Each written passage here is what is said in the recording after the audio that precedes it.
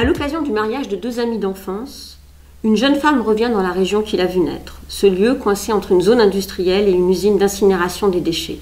Elle replonge alors dans ses souvenirs d'enfance, son adolescence, sa famille, un père ouvrier, une mère qui a fui son village turc au bord de la mer Noire pour voir autre chose que les montagnes.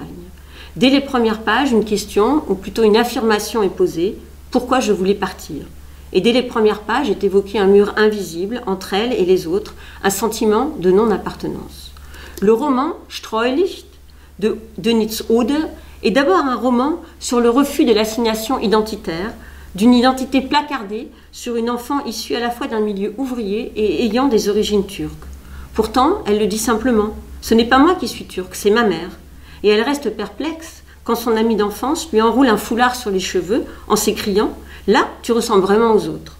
En toile de fond, il y a ce racisme ambiant dont l'école nie l'existence et contre lequel sa mère aura tenté de la protéger à sa manière, en éteignant le poste de télévision, en refusant de lui expliquer les tags injurieux au mur, en l'assurant que ce mot de métèque, crié par un écolier, n'était pas pour elle, mais pour d'autres.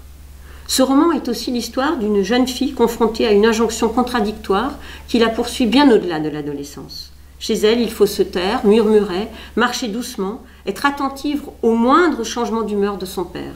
À l'inverse, à l'école, il faut prendre la parole, oser parler fort, jouer des coudes, se montrer insensible. D'ailleurs, tout est question de code ici, qu'on a ou qu'on n'a pas, une question de quartier d'habitation, de comportement, de différences qui se nichent dans les petits détails de la vie. Ce roman de la marge s'inscrit pourtant dans un bilan collectif, celui de la dureté du système éducatif allemand. La narratrice développe une vision acerbe d'un système scolaire discriminatoire. Elle porte un regard cru sur l'élitisme allemand.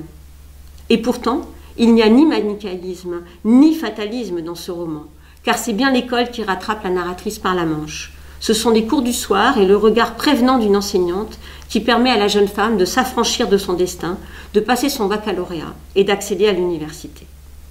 Écrit dans une langue généreuse, dans un style ciselé, dans des descriptions sans concession, un vocabulaire précis et déterminé, un sens réel des images et du détail, ce premier roman de Dönitz Ode, Streulicht, refuse tout sentimentalisme et est écrit sur un fond d'humour froid, sur lequel la narratrice ne cède rien, ni à elle-même, ni à son lecteur. Une narratrice qui reste en marge jusqu'au bout, quelqu'un d'à part, de séparé, de particulier. Il importe d'ailleurs peu de savoir si ce texte est autobiographique, s'il décrit la zone industrielle de Francfort, si la narratrice étudie à l'université de Leipzig.